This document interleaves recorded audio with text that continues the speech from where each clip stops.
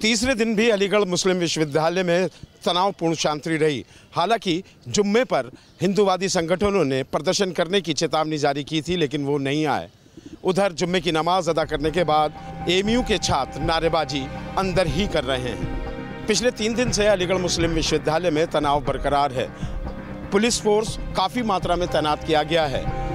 2 platoon RF के और 2 platoon PSC के अगले चौक पर और 2 प्लाटून पीएससी और आरएफ पिछले चौक पर तैनात किए गए हैं। आसपास के जिलों से भी फोर्स मंगा ली गई है। शहर में अफवाहों को देखते हुए अलीगढ़ प्रशासन ने 2 दिन के लिए इंटरनेट बंद करने की घोषणा की है। आज दोपहर 2 बजे से लेकर कल रात 12 बजे तक ये इंटरनेट सेवा बंद रहेगी, क्योंकि एएमयू की घटना को लेकर लगातार शहर में तरह तरह की अफवाहें जारी थी। वीडियो जर्नलिस्ट नवीन पाल के साथ अभिषेक शर्मा, अलीगढ़ न्यूज़ नेशन। मोतिहारी में हुए बस दुर्घटना में अब नया खुलासा हुआ है। बिहार सरकार के मंत्रियों ने ही कहा कि कल 27 लोगों की मौत की खबर गलत थी। इस दुर्घटना में किसी व्यक्ति की मौत नहीं हुई है। अचानक आज बिहार के परिवहन मंत्री ने कहा कि इस दुर्घटना में किसी की मौत नहीं हुई है।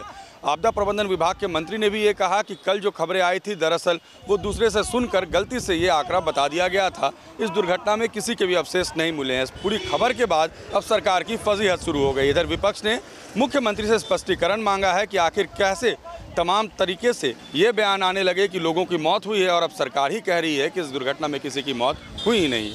इस खबर के बाद एक बात तो तय है कि नीतीश कुमार की सरकार में संवादहीनता सबसे ज़्यादा है। फिलहाल सरकार की फजीहत बहुत ज़्यादा हुई है और सरकार अब जवाबदेही तय करना चाहती है कि आखिर ऐसी भूल हुई किससे। विजय सत्येंद्र के साथ रजनीश सिन्हा, न्यूज़ नेशन, पटना। गुरमीत राम रहीम को सुप्रीम कोर्ट से तगड़ा झटका लगा है। कोर्ट ने राम रहीम की उस अर्जी को खारिज कर दिया है जिसमें उसने पत्रकार रामचंद्र छत्रपति और रंजीत सिंह हत्याकांड में ड्राइवर की फिर से गवाही होने को चुनौती दी थी। राम रहीम के ड्राइवर रहे खट्टा सिंह ने सीबीआई कोर्ट में अर्जी दायर कर फिर से गवाही दिए जाने की मांग की थी। खट्टा सिंह का कहना है कि पहले वो दबाव के चलते खुलकर राम रहीम के खिलाफ गवाही नहीं दे पाया था, लेकिन चूंकि अब राम रहीम जेल में बंद है, लिहाजा वो इस मामले में फिर से गवाही देना चाहता है। साध्वियों के साथ यौन शोषण के मामले में राम रहीम पहले से ही 20 साल की सजा काट रहा है। ऐसी सूरत में इस दोहरे हत्याकांड में उसके ड्राइवर रहे खट्टा सिंह की फिर से गवाही उसके लिए एक नई मुश्किल का सबब बन सकती है। वीडियो जर्नलिस्ट चेतन शर्मा के साथ Arvind Singh, News Nation, Delhi. Goods और सर्विस टैक्स यानी जीएसटी में आज 27वीं बैठक में कई मुद्दों पर चर्चा की गई, जिसमें सबसे ज्यादा फोकस सरकार का डिजिटल पेमेंट को लेकर के था, जिसमें आने वाले समय में आपको इंसेंटिव भी मिल सकते हैं। जीएसटी काउंसिल की 27वीं बैठक में आज कई अहम फैसले लिए गए। केंद्रीय वित्त मंत्री अरुण जेटली की अध्यक्षता में परिषद की बैठक में चीनी पर सेस लगाने का फैसला फिलहाल टाल दिया गया है।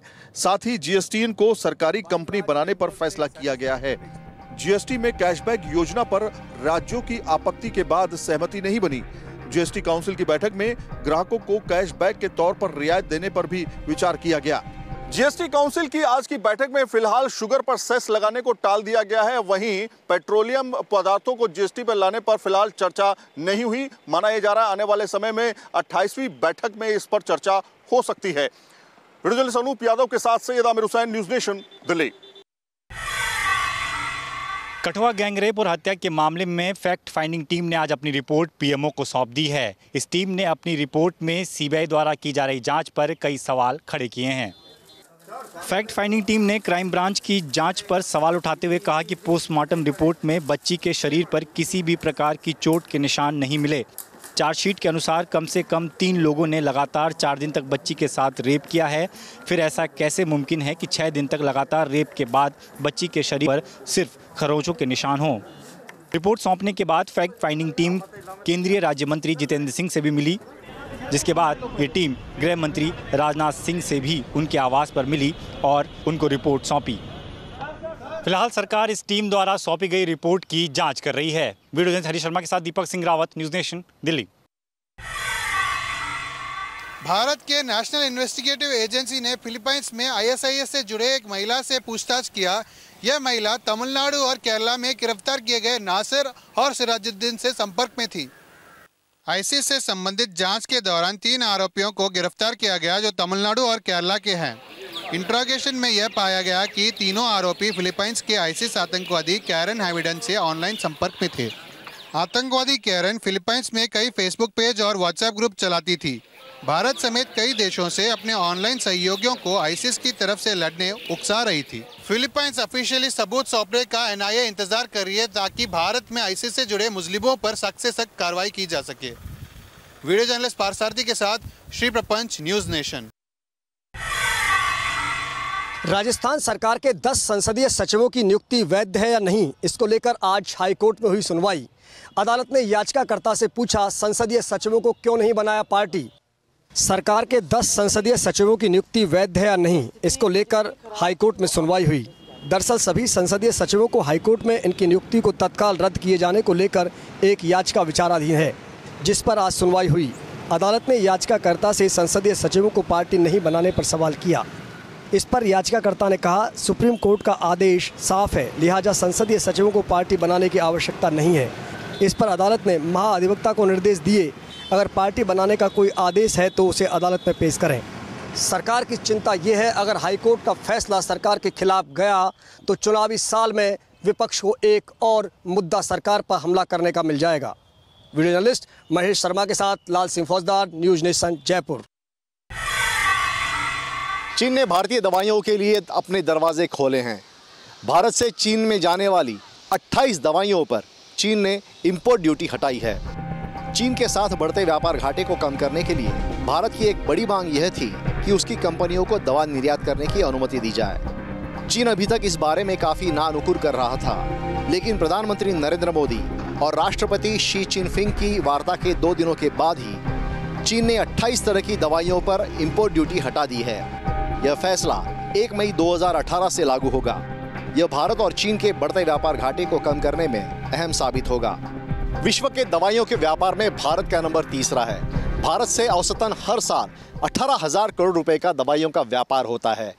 चीन ने भारतीय दवाइयों के लिए दरवाजे खोलने के बाद अब ये व्यापार 20,000 करोड़ रुपए से ऊपर जाने की संभावना है। वीडियो जर्नलिस्ट अनिल शिंदे के साथ Subhash Shirke, news nation, Mumbai. Sex scandal के चलते इस बार साहित्य का नोबेल पुरस्कार नहीं दिया जाएगा। एकेडमी ने कहा कि 2018 का पुरस्कार अब 2019 में दिया जाएगा। फ्रेंच फोटोग्राफर जॉन क्लोड अर्नोल्ट के कथित यौन दुराचार को लेकर स्वीडिश एकेडमी आलोचनाओं के घेरे में है। एकेडमी ने फैसला किया है कि इस साल यह पुरस्कार प्रदान नहीं किया जाएगा, क्योंकि एकेडमी के कुछ सदस्य पुरस्कार प्रदान करने को लेकर चिंतित हैं और वे इसके लिए स्थिति को अनुकूल नहीं बता रहे हैं। दरअसल पिछले साल नवंबर में 18 महिलाओं ने मी टू आंदोलन के माध्यम से अर्नोल्ट पर यौन हमला व उत्पीड़न के आरोप लगाए थे। नोबेल पुरस्कार के 117 साल के इतिहास में ये दूसरी घटना है। इससे पहले 1943 में द्वितीय विश्व युद्ध के दौरान साहित्य का नोबेल पुरस्कार नहीं दिया गया था। वीडियो जर्नलिस्ट सुभाष चंद्र के साथ मधुरेंद्र कुमार, न्यूज नेशन, दिल्ली।